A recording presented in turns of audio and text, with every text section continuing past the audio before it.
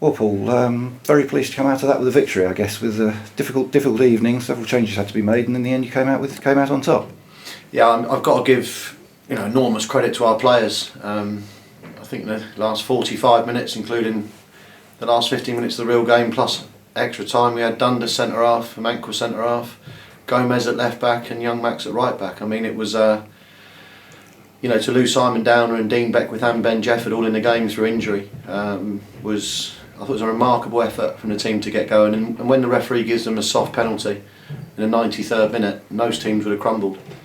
But we just kept going and going. In fact, we had a better chances in extra time. Fitchits just screwed one wide. Dan Spence, brilliant move, put one over against a very, very good Worthing side. And this is a team that's beaten Dagenham and Redbridge's starting 11. I've been on a huge unbeaten run up until just Saturday. And the players there deserve an enormous amount of credit. It's sort of split into two, really. At 2-0, we seemed to be fairly well on top, and then all sort of changed in the last half hour as they came back. But it will change. It will change when you end up with 7 players that aren't normally in the starting 11, plus the other 4 that were having to come off injured. I mean, when you're back 4, goes from Max has never from the academy's never played at right back before. Adam Bay's not a centre half. Gomez isn't a left back, and for them to, it was just a non-stop.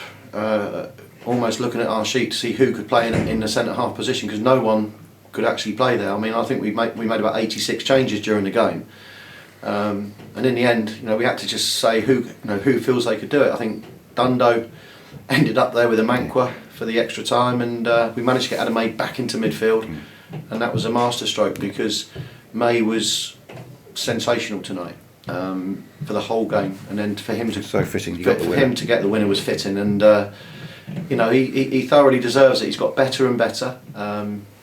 I said to him in there tonight, your last 3 or 4 games is worth everything to you, because he's shown now that he can play men's football. He's only 18, got a great range of passing. He's now putting his foot in, and he can also strike a ball. And I thought that was a decent goal tonight. Just talking to the players that came off, Ben obviously wouldn't play on Sunday anyway. But Simon Downer and Dean Beckwith. Simon had a migraine. That was coming on before the game, so he got to the point where he was struggling to see.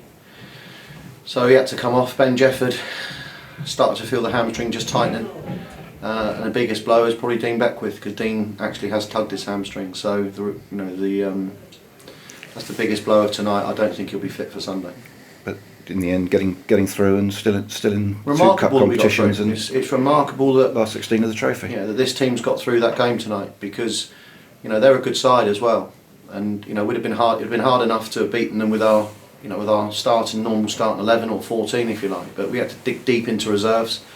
Monacana's put his hand up to play, even though we felt that his hamstring would take longer. Jefford stuck his hand up to play, even though he's not done any training prior to tonight. So we had to take some risks. I just feel sorry at the moment, probably for Dean Beckwith. It's put a damper on it for me, because he deserves to play in the Leeds game, and I just hope that something happens between now and Sunday for that to happen. But it's not looking too good at the minute. With the exception of Dean, everybody's got through and sort of fairly fully fit apart from him for Sunday, and now everybody must be looking forward to it, having got through tonight. Yeah, I mean, there are other things. I didn't want Fitchett playing 120. I didn't want Tubbs playing 120. That was not in the game plan. Spence playing 120. So, as I said in the programme notes, you do well to get in 2 competitions, and that's the league and maybe the FA Cup. And I think what you've seen tonight is the third competition. As much as we wanted to get through, and we're delighted, that has impacts. But having said that, I looked at the dressing room, and both the French boys now become available for that game, and we've still got the problem with 3 or 4 on bookings. But after the Leeds game, we're going to have to sacrifice that. Then whoever plays and gets booked, so be it. So Sunday, yeah, we'll think about that as of tomorrow. I would just say that those 11 that wore that shirt tonight, or the 14 that wore the shirt, we've had a young academy boy come on and ended up having to do nearly 50 minutes, and that was as good a performance as you'll see, a winning performance as you'll see from people that weren't even necessarily all fit to do that amount of time. So professional. I thought Ross Warner was unbelievable as well. You had some outstanding performances there. Warner. Kevin, you'd never want Kevin to do 120 minutes, and I thought he kept going for us in different positions. But Adam May tonight started to show that he's going to be some player. Okay. Thank you, Paul. Goodbye.